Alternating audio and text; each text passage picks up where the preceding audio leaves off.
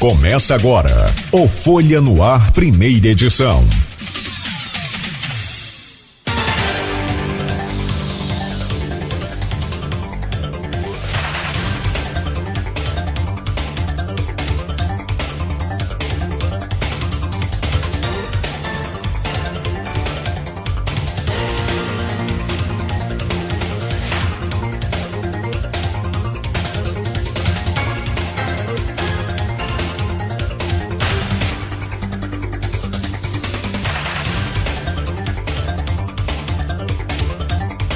Você está sintonizado na Folha FM 98,3, a rádio que toca você. Hoje é quinta-feira, dia 17 de outubro de 2019.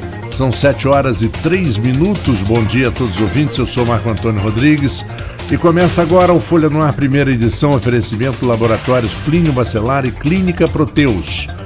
Vamos agora aos principais assuntos e manchetes do jornal Folha da Manhã, mas antes a previsão para esta quinta-feira, né? Confuso aqui, já o final de semana está chegando. Amanhã sim, é sexta-feira. Tempo parcialmente nublado, com máxima de 30 e mínima de 21 graus. No momento, no centro, 23 graus.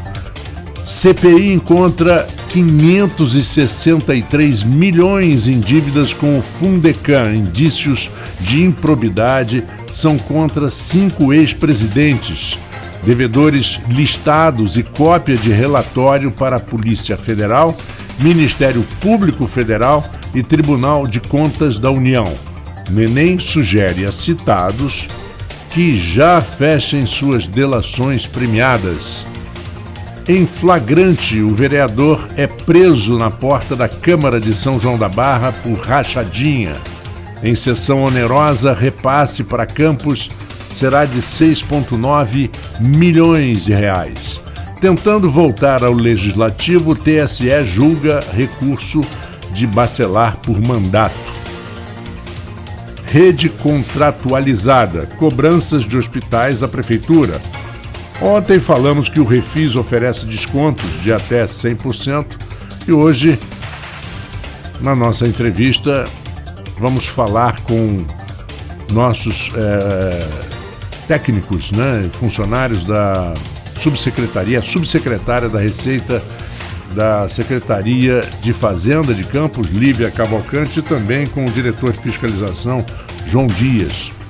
Os nossos ouvintes, aliás, antes disso, contagem regressiva, né? Faltam 34 dias para o Supremo julgar a partilha dos royalties. Será que nós vamos... já vou chamar aqui o Arnaldo Neto. Arnaldo, será que vamos fazer aquela torrezinha com aquela bola toda iluminada e descendo? Porque dá vontade, né? Bom dia, Marco Antônio. Bom dia, Arnaldo. Bom dia, Beto. Bom dia já aqui nossos entrevistados, Lívia, o João. Bom dia você, ouvinte da Folha FM. A expectativa é uma tensão, né? Eu costumo abrir as matérias que eu faço sobre royalties com relação à tensão quanto ao julgamento no Supremo Tribunal Federal da partilha dos royalties. Como você colocou, faltam 34 dias. Hoje tem mais movimentos quanto a isso em Brasília. O deputado federal Vladimir Garotinho vai estar com a ministra Rosa Weber para discutir esse assunto. Já teve com o Marco Aurélio, já teve com a Carmen Lúcia, agora vai estar com a ministra Rosa, vai estar discutindo aí essa situação, porque a gente sabe que existe um pedido do Estado do Rio de Janeiro para tentar adiar esse julgamento, mas a gente não tem nenhuma perspectiva quanto a isso. Até porque eu tenho até dúvida, Marco, do que acontece. Se a ministra relatora, do caso, que é a ministra Carmen Lúcia, ela pode deferir esse pedido monocraticamente nessa petição, e isso pode acontecer a qualquer momento, ou se ela tem que esperar para levar esse pedido até o limite, até 20 de novembro, no dia que o ministro Dias Toffoli marcou esse julgamento. É um julgamento que a gente já está até sendo repetitivo, colocando todos os dias os riscos que essa perda de receita impacta em Campos, na região e no estado do Rio de Janeiro. A gente é repetitivo, mas parece que as pessoas, mesmo assim, ainda não estão anestesiadas. Sim. Tem muito também. Eu faço até essa pergunta a algumas pessoas e a gente discutiu isso em algumas ocasiões. Tem muito também do mau uso do recurso durante muitos anos. do desperdício de royalties, isso acabou se criando uma sensação de não pertencimento. A sociedade, de modo geral, não vê os benefícios dos royalties. Eles estão aí, até porque é para manutenção da rede de saúde, para manutenção de vários serviços da prefeitura e também do governo do estado, os royalties são aplicados, mas a população meio que se afastou do movimento, está muito diferente do que foi 2011, 2012, aquela luta contra a votação do Congresso. Mas tem uma questão que sempre está em discussão quando a gente fala de royalties, que é a partilha da cessão onerosa, que a gente já falou aqui que foi uma vitória para o estado do Rio de Janeiro. O governo federal estima que nesse leilão da cessão onerosa possa levar aí algo em torno de 160 bilhões, um leilão alto de 160 bi. Desses 160,5, deixa eu ver se eu acho o número exato, isso, 160,56 bilhões. Desse valor, estados e municípios ficarão com fatias de 15%, fora o estado do Rio de Janeiro, que vai ter uma fatia de 3%. Isso sim foi uma vitória para o Rio. E nesses 3% seria pelo fato de o estado do Rio ser o estado onde estão os campos que vão ser leiloados. A Petrobras fica com a parte dela, a 33,6 bilhões, mas a gente não sabia ainda quanto cada município nosso aqui da região poderia levar dessa cessão onerosa. E já chegamos a um valor, Campos, por exemplo, vai ter 6,9 milhões. É o que o prefeito Rafael Diniz colocou ontem. É um dinheiro que ajuda? Certamente ajuda. Qualquer receita nova vai ajudar. Mas é um dinheiro que não vai resolver situação nenhuma. Quanto mais ser o município perder aí essa questão dos royalties. E quando a gente começa a falar em bilhões e milhões, o orçamento de Campos para o ano que vem, ele gira na casa de 2 bi, pensando num futuro com royalties, sem a partilha, né? Isso há um impacto aí de 30% na receita do ano que vem. E a CPI do Fundecam ontem apontou seu relatório um rombo aí de 1/4 praticamente do orçamento de 2020. 563 milhões em dívidas. É um valor alto, é um valor que se especulava. Agora a CPI está repleta de documentos esses que vão ser encaminhados aos órgãos de fiscalização externa, aos órgãos judiciários, o MPF, MP, Polícia Federal, TCE, TCU. Então isso vai ter desdobramento com relação às dívidas do Fundecam. Apontou improbidade, Marco, o relatório da comissão presidida pelo vereador Jorginho Virgínio, apontou irregularidades aí na gestão de 5 ex-presidentes. Então não é algo pessoal, não é algo que virou um governo, vem do governo Arnaldo, né? Passa pelo governo Mocaibe, aquela confusão ali do entra e sai dos prefeitos, depois pega ali os 2 governos da prefeita Rosinha e, por fim, fecha em 2016 esse período de apuração. Então 5 ex-presidentes são apontados com indícios de improbidade, poderão responder quanto a isso. Entre esses 5 ex-presidentes está o vereador Eduardo Crespo, que estava na Câmara ontem na apresentação desse relatório, inclusive foi meu convidado para estar aqui hoje. Eu já sabia que a CPI iria apresentar o relatório ontem e poderia ter alguma coisa do período que ele foi presidente. Eu tentei o convidar já para hoje, para a gente abordar esse assunto, mas o Eduardo pediu para remarcar, porque não estaria aqui em Campos na quinta-feira. Mas entre eles está o Eduardo Crespo, e agora vamos ver como vai ficar. O vereador Neném foi muito enfático em suas colocações, ele como membro da Comissão Parlamentar de Inquérito, o vereador Neném sugeriu aos citados, seja empresários, que também têm empresas, aquilo que a gente sempre abordou aqui, aquelas relações muito estranhas do Fundecam com as empresas, com empresas de ônibus, colocando os próprios ônibus que comprariam com o dinheiro do empréstimo como seguro, como forma de segurança do empréstimo. Meio complicado você fazer isso, né? Você não tem um capital de giro. Empresas que surgiram em 2 meses com capital social de 10 mil e pegavam empréstimo milionário. Qual a garantia que a prefeitura, que o Fundecam tinha com relação a esse recebimento? Então o relatório aponta todas essas questões que são consideradas no mínimo estranhas e vai encaminhar aí para a Polícia Federal, como eu falei, Polícia Federal, Tribunal de Contas, Ministério Público, e aí vamos acompanhar os desdobramentos. Só é bom a gente lembrar que a última prisão do casal Garotinho, dos ex-governadores Antony e Rosinha Garotinho, foram em fatos que foram pensados também na CPI da Lava Jato, na CPI da Odebrecht, na Câmara dos Vereadores, com relação ali aos contratos do Morar Feliz. Então, para quem pensa que CPI não gera nada, é bom ficar atento que realmente pode chegar lá na frente e acontecer alguma coisa. E o Neném, como eu falei, sugeriu que os citados já fechem seus acordos de delações premiadas. Aí por via das dúvidas. É uma colocação do vereador Neném, que também já foi nosso entrevistado aqui, mas ontem na tribuna da Câmara foi o assunto que ele abordou ali com relação ao desfecho do relatório.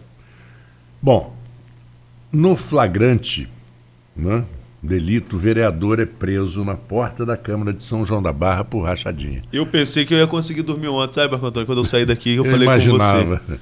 Cheguei ao hotel ali, ao Sorro, quando eu sentei para ler o Globo, a matéria da sessão onerosa, abri o jornal, Cláudio Nogueira me liga avisando que recebeu informação da prisão do vereador Gersinho, pessoa que eu sempre tive um excelente relacionamento, mas liguei para a assessora dele, que é minha amiga pessoal. Ela falou: Arnaldo, não estou sabendo de nada ainda. E logo assim que eu falei com o Cláudio, meu telefone não parou mais. Aí começou todo mundo ligando, o pessoal mandando mensagem, vamos correr atrás. Fui para São João para ver o que estava acontecendo. É um caso que, ao que parece, vai ter muita repercussão ainda. É uma operação de outras que devem acontecer, no meu ponto de vista, pelo que eu apurei ontem após a prisão, Marco, porque já existe um procedimento no Tribunal de Justiça que está sob sigilo. Eu tenho um número desse processo, eu acessei esse processo, mas ele está sob sigilo. E essa operação surge de uma delação de um assessor do vereador. Já existia a delação, a gente acabou de falar de delação aqui agora com relação ao vereador Neném, né, essa sugestão do vereador Neném, mas já existia uma delação de um assessor que ainda está tendo a identidade preservada, até porque precisa se apurar o grau de envolvimento dele com a Câmara, não só com o vereador Gersinho. E depois, ontem, uma operação do grupo de apoio ao combate ao crime do Ministério Público. Houve uma operação em que, ao que me parece, o assessor levou o dinheiro para o vereador e isso fez com que o Ministério Público pegasse o vereador em flagrante com os R$ 3.500 que seriam fruto de rachadinha. Essa prática já conhecida, que a gente ouve falar bastante aí, que é quando o vereador emprega alguém, mas ele fica com parte do salário até para fazer seus dividendos, muitas vezes compromissos eleitorais, não só para ele mesmo, né? Às vezes um compromisso eleitoral. Uma prática que, sejamos sinceros, a gente ouve falar muito há muito tempo. Pois é, desde sempre, né? Desde sempre. É uma prática que a gente ouve falar muito tempo. Agora, o difícil é você provar que ela acontece. Agora, se existe essa delação, como é o caso lá de São João da Barra, o vereador Gersinho foi preso, veio ontem, ficou cerca de 10 horas na DP em São João da Barra. Nessas 10 horas, umas 2 horas a gente estava lá, eu e o Isaías Fernandes, fotógrafo, que está até com essa foto aí na capa de hoje, que a gente esperou o momento que ele entrou para depor a delegada Madeleine Faria. Só que a defesa do Gersinho disse que ele preferiu o silêncio durante todo o depoimento, porque ainda não teve acesso ao acordo de delação. O vereador Gersinho é um vereador conhecidíssimo em São João da Barra, foi candidato a vice-prefeito, já foi presidente da Câmara, hoje ele está na base de apoio à prefeita Carla Machado, integra ali o time, são 6 vereadores da base governista. Como eu falei, ninguém se manifestou ainda abertamente com relação aos desdobramentos disso. Os outros 8 vereadores não se posicionaram, nem se solidarizaram, nem criticaram nada. A Câmara emitiu uma nota muito evasiva, dizendo que não tinha nada a acrescentar além do que já tinha sido divulgado pela imprensa e que iria esperar o desenrolar das investigações. Mas existe sim um clima de tensão em São João da Barra, né, porque quando começa... Eu lembro da Operação Chequinho, não fazendo paralelo nenhum aqui, não condenando ninguém com relação a isso, mas eu lembro da Operação Chequinho, dia 28 de agosto de 2016, teve uma busca e apreensão num galpão ali na 7 de setembro, onde funcionava, isso 28 de agosto era um domingo, eu estava de plantão no domingo. Eu e Antunes Cleito, que já esteve aqui, fomos lá fazer essa apuração de uma apreensão de material eleitoral lá na 7 de setembro. Chegamos lá, conversando com o Matheus, que era a época fiscal do TRE, ele falou, olha, tem mais coisa para acontecer, isso aqui não é nada, isso aqui é uma coisa de rotina, que a gente veio ver material de campanha mesmo. Mas vocês fiquem atentos. 29 de agosto, segunda-feira, o vereador Oséias é preso pela Polícia Federal com um caderninho com anotações de cheque cidadão, com dinheiro em espécie. Leva-se Oséias, 29 de agosto. 3 dias depois, 3 dias ou 4 dias depois, sai a primeira fase da Operação Chequinho. Ainda sem ser batizada como Operação Chequinho, mas que vai ali, encontra os documentos, e aí no dia 23 de setembro vem a prisão da Analice e da Gisele, então secretárias e coordenadora do programa Cheque Cidadão, e depois desencadeia ali vereadores, enfim. Então tudo tem uma ligação, uma investigação, são pontos e pontos que vão se desenhando. Então com esse primeiro ponto em São João da Barra, não dá para deixar de dizer que há um sentimento de tensão e apreensão dentro do próprio município, de que se pode haver ou não desdobramento quanto a isso. Claro que tem que se esperar o julgamento, todo mundo tem direito à defesa, sobretudo o único vereador que está preso, que é o Gersinho. A defesa dele não entrou com pedido nenhum de habeas corpus até o momento. Ele passou a noite na cadeia pública, a antiga casa de custódia, da Dalton Crespo. Ele passou essa noite lá. A audiência de custódia está marcada para as 14 horas e só após a audiência de custódia que a defesa vai ver a providência que vai tomar com relação a essa prisão. Mas, por enquanto, a defesa se mantém em absoluto silêncio. Arnaldo, um detalhe, essa história de rachadinha a gente fala, quer dizer, conhecimento, coisas que a gente ouve, comentários, que existe desde sempre, todo mundo sabe. Agora, com a repercussão que foi o caso do filho do presidente da República, as outras já não podem mais passar né, em branco. Tem que ser apurada agora tudo. Né? Já que se apurou uma importante, tem que apurar tudo. Porque todo mundo fazia vista grossa para isso. Isso. No meu blog ontem, inclusive, no meu blog, um dos primeiros comentários foi exatamente esse. Cada um tem o Queiroz que merece. Cada um tem o Queiroz que merece. Cada um tem o Queiroz que merece. Mas também no caso do filho do presidente, do senador Flávio Bolsonaro, existe aí uma tentativa de abafar as investigações, né? Pelo menos ao que me parece, sem querer fazer pré-julgamento de nada, mas ao que me parece, existe uma tentativa de abafar as investigações. Deveria mesmo se apurar, saber se existe ou não a prática de rachadinha, ver qual o indício de crime quanto a isso e puni-lo, se fosse o caso, ou absolvê-lo publicamente, até porque é uma figura pública, tem que ser ou punido ou absolvido. Ou punido ou absolvido, é claro. Não pode ficar aí essa dúvida, pairar essa dúvida com relação ao filho do presidente, né? Quem que falou que eram os filhos da corte foi o... Agora eu não vou lembrar quem chamou do filhos da corte há pouco tempo, mas enfim. Mas é filho do presidente, é senador. Antes de ser filho do presidente, é senador pelo estado do Rio de Janeiro, um dos estados mais importantes da federação. Então é uma pessoa que realmente precisava detalhar esses casos, detalhar essas informações, se existe ou não esse esquema de rachadinho. Aí as pessoas se organizarem e falam assim, bom, nós vamos investigar todo mundo. Ou não investigar ninguém, porque não é possível, né? O que não pode é investigar um e não investigar o outro.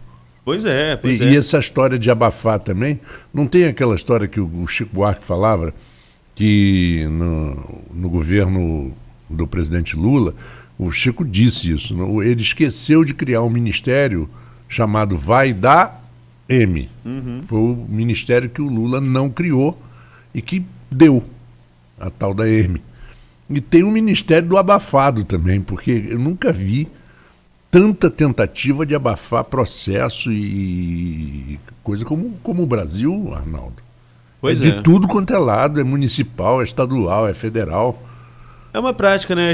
Durante muitos anos, o Brasil não investigava crimes de colarinho branco, Marco. A verdade é essa. A Lava Jato, com todas as críticas que particularmente eu tenho, sobretudo depois que foram divulgadas essas mensagens pelo Intercept, que também, né? São suspeitas. São suspeitas, mas são... O Moro, no meu ponto de vista, como ministro de Estado, como ex-juiz, o Moro está sendo muito... aquela coisinha dele de... Ele não fala nada. Ele não fala nada. Então, se o Moro tivesse certeza que não mandou aquelas mensagens, que não eram mensagens dele, que ele não estava envolvido em nada daquilo, ele tomaria uma postura do juiz super-herói que ele quis se tornar durante a Operação Lava Jato. Então, eu acho que o Moro falha muito nisso.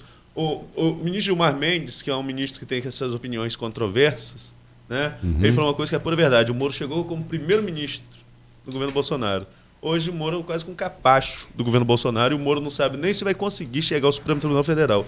A verdade é essa. O Moro não sabe, virou um fantoche político. Se o Gilmar chegou, se o Toffoli chegou, ele chega também. Não sei.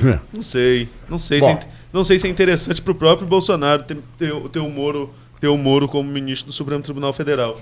Ou deixá-lo sem cargo nenhum. Deixá-lo como... Enfim, vamos aguardar. Até porque a gente chamava antigamente, sabe o quê?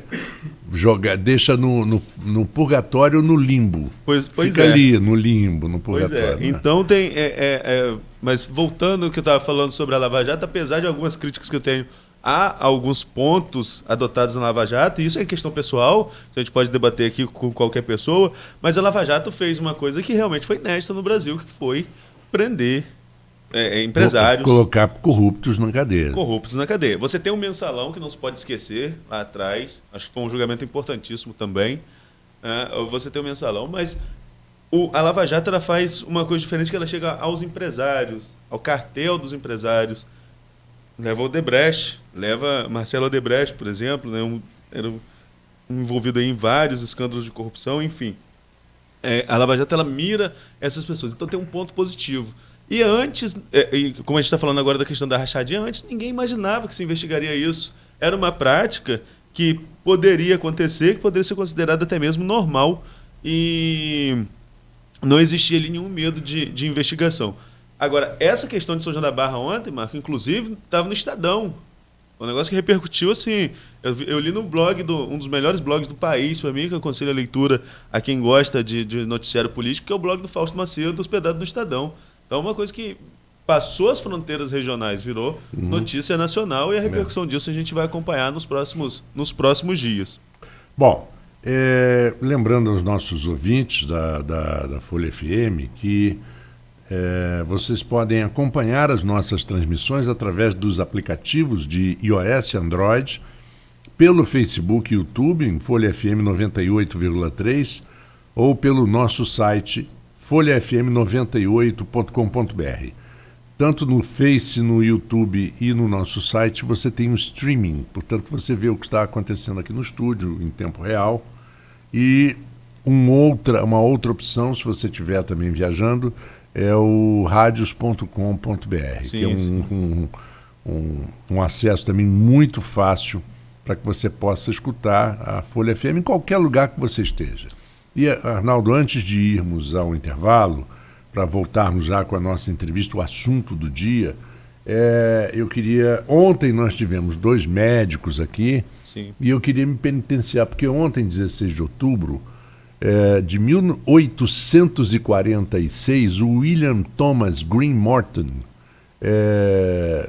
chegou no Hospital Geral de Massachusetts e, com determinação e confiança, apresentou um instrumento, que era um globo de vidro com 2 cânulas que direcionavam os vapores a uma boca de um paciente. E dentro havia éter no lugar do antes utilizado protóxido de azoto. O cirurgião presente, o renomado John Collins Warren, fez a primeira cirurgia com anestesia geral. Portanto, esse dia 16 ontem, era o dia do anestesiologista. Então, atrasado em 24 horas, e poderia termos falado isso ontem aqui na presença da doutora Maria Najime, doutor Tiago Rocha. Passou, comemos a mosca, eu comi a mosca principalmente, porque essa é a minha obrigação, mas a gente, atrasado de 24 horas, dá os parabéns aos anestesiologistas. Você tem mais 24 horas, porque o dia do médico é amanhã, então você teria... Então tá bom. Teria um tempinho aí para se... Acho que deixa eu ver se é amanhã mesmo, 18 de outubro. 18 de outubro, dia do médico. Justamente. Então tem 24 horas ainda. Então tá bom. Eu já falei, já dei os parabéns. Tenho grandes amigos anestesistas, anestesiologistas.